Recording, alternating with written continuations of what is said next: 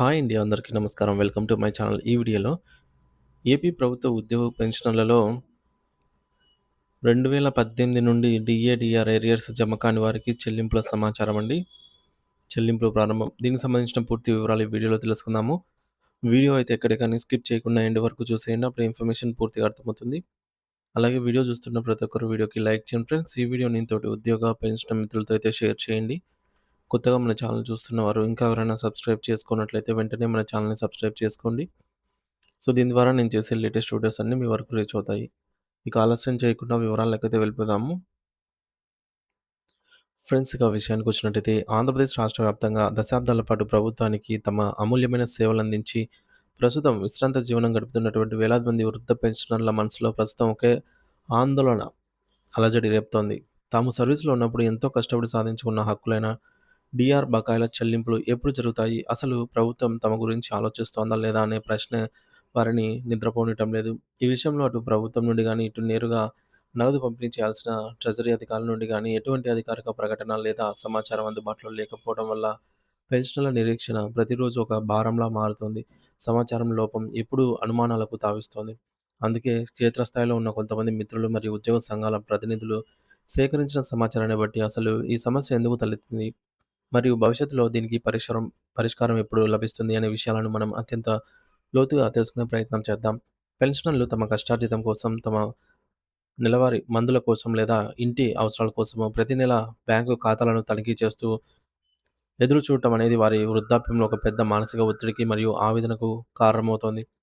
వాస్తవానికి జనవరి 14వ తేదీన సంక్రాంతి పండుగ సందర్భంగా రాష్ట్ర ప్రభుత్వం పెన్షనర్ల పట్ల సానుకూలత చూపిస్తూ ఒక విడత డీఆర్ బకాయిలను విడుదల చేస్తున్నట్టుగా ప్రకటించింది. నిధులను కూడా విడుదల చేసింది.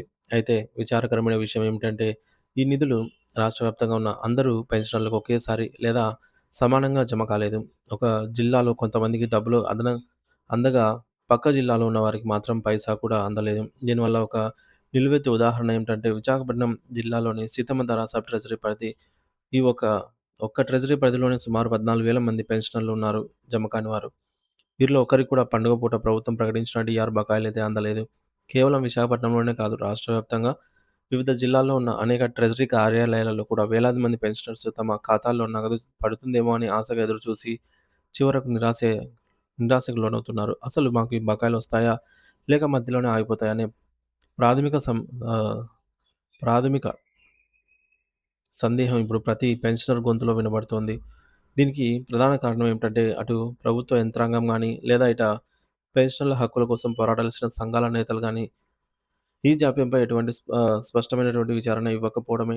ఒకవేళ ప్రభుత్వం తరఫున ఫలానా సాంకేతిక కారణాల వల్ల ఆలస్యం అవుతోంది. మార్చి నెలలో అందరికీ జమ చేస్తామని ఒక చిన్న అధికారిక ప్రకటన వచ్చి ఉంటే, వృద్ధులైన పెన్షనర్లు ఎంతో నిశ్చితంగా ఉండేవారు.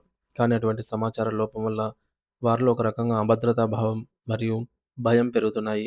ఈ పెండింగ్ డీఆర్ బకాయిల చెల్లింపులపై ప్రస్తుతం మనకున్నటువంటి ఏకైక ఆశ మార్చి నెల మాత్రమే.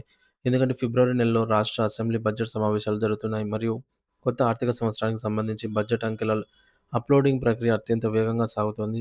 సాధారణంగా బడ్జెట్ తయారీ సమయంలో ఆర్థిక క్రమశిక్షణ పాటించడం కోసం ప్రభుత్వం కొన్ని కఠినమైన నిర్ణయాలైతే తీసుకుంటుంది.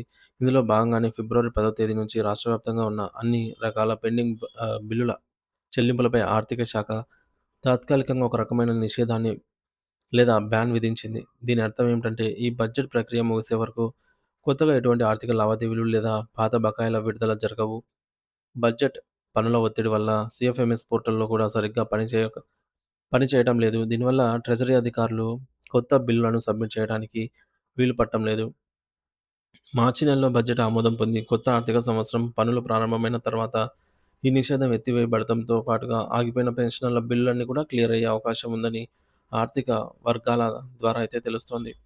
విశాఖపట్నం సీతమ్మధార ట్రెజరీలోని 14,000 మంది పెన్షనర్ల విషయంలో ఒక చిన్న ఆశాజనకమైన మార్పు ఏమిటంటే, అక్కడి పెండింగ్‌లో ఉన్న బిల్లులను ఈ మధ్యే అధికారులు ఆన్‌లైన్‌లో సబ్మిట్ చేసినట్టు సమాచారం అందుతోంది.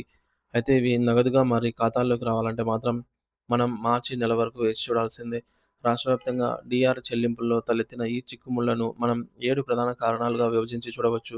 వీటిని ప్రతి పెన్షనర్ అవగాహన చేసుకోవడం చాలా ముఖ్యం. మొదటిది కారణం ఏమిటంటే, అనేక చోట్ల ట్రెజరీ స్థాయిలలోనే బిల్లులు సమర్పణ అంటే డీడీఓ గారు బిల్లులు సబ్మిట్ చేయడంలోని సాంకేతిక సమస్యల వల్ల అసలు ప్రారంభం బిల్లులు ప్రక్రియ అనేది ప్రారంభమే కాలేదు అని చెప్తున్నారు. ఇక రెండోది కొంతమంది ఉద్యోగంలో ఉన్నప్పుడు వారికి రావాల్సిన డీఏ బకాయిలు వారు రిటైర్ అయిన తర్వాత పెన్షన్ ఖాతాలోకి అంటే డీఆర్‌గా మారే క్రమంలో డేటా సింక్ కాక ఆగిపోయాయని చెప్తున్నారు. మూడవది గతంలో అధికారులు సబ్మిట్ చేసిన బిల్లులలో ఏమైనా చిన్న చిన్న పొరపాట్లుంటే సిస్టమ్ వాటిని రిజెక్ట్ చేసింది అంటున్నారు. అటువంటి రిజెక్ట్ అయిన బిల్లులను అధికారులు మళ్ళీ సరిచేసి రీసబ్మిట్ కూడా చేయకుండా అలాగే వదిలేయటం వల్ల బిల్లులు జమ అయ్యే దాంట్లో జాప్యమైంది. ఇక నాలుగో కారణం ఏమిటంటే జూలై 1, 2018 తర్వాత పదవి విరమణ చేసిన పెన్షనర్ల విషయంలో పాత పీఆర్సీ మరియు కొత్త పీఆర్సీ బకాయిల లెక్కలు కట్టడంలో ట్రెజరీ సిబ్బందికి గందరగోళం నెలకొంది. ఇక ఐదవ కారణం అత్యంత బాధాకరమైనది. 2022 సంవత్సరం తర్వాత మరణించిన పెన్షనర్ల విషయంలో వారి బ్యాంకు ఖాతాలు క్లోజ్ అయ్యి ఉండటం వల్ల ప్రభుత్వం పంపిన డబ్బులు తిరిగి ట్రెజరీకి రిటర్న్ అయిపోయాయి. ఆరో కారణం చనిపోయిన పెన్షనర్ల వారసులకు ఆ బకాయిలు అందాలంటే వారసత్వ ధృవీకరణ పత్రాలు మరియు ఇతర చట్టపరమైన పత్రాల సమర్పణలో నిబంధనల వల్ల ఆలస్యం జరుగుతోంది. ఇంకా ఏడవ కారణం ఏమిటంటే సీఎఫ్ఎంఎస్ పోర్టల్‌లో వైఫల్యం. అధికారులు బిల్లులు పెట్టాలని ప్రయత్నించిన ప్రతిసారి సర్వర్ మొరాయించడం వల్ల చాలామందికి బకాయిలు అందక ఆగిపోయాయి. మొత్తంగా చూస్తే పెన్షనర్ల కళ్ళ ముందే తమకు రావాల్సిన డబ్బులు కనిపిస్తున్నప్పటికీ వాటిని అందుకోలేక వారు పడుతున్న ఆవేదన వర్ణనాతీతం. కొందరికి బ్యాంకు ఖాతాలలో జమ అయినప్పటికీ సాంకేతిక సమస్యల వల్ల డ్రా చేసుకోలేకపోతున్నారు. మరికొందరికి అసలు జమే కాలేదు. ఈ సమస్యలన్నిటికీ శాశ్వత పరిష్కారం లభించాలంటే మార్చి నెలలో బడ్జెట్ సమావేశాలు ముగిసిన వెంటనే ప్రభుత్వం ఒక ప్రత్యేక కార్యాచరణను ప్రకటించి పెండింగ్‌లో ఉన్న ప్రతి ఒక్కరికి ఒకేసారి బకాయిలు అందేలాగా చూడాలి. అప్పుడే రాష్ట్రంలోని లక్షలాది మంది వృద్ధ పెన్షనర్లు అసలైన ఆర్థిక భరోసా మరియు పండుగ సంతోషం అయితే వీరికి లభిస్తాయని చెప్పవచ్చు. సో, ప్రెజెంట్ అయితే బడ్జెట్ సమావేశాలు జరుగుతూ ఉన్నాయి. ఇవి ముగిసిన వెంటనే మార్చి నెలలో అయినా సరే ఉద్యోగులకు సంబంధించి ఒక ప్రత్యేక కార్యాచరణను ప్రకటించాలనైతే ఉద్యోగ పెన్షనర్స్ ఎదురు చూస్తూ ఉన్నారు ఫ్రెండ్స్.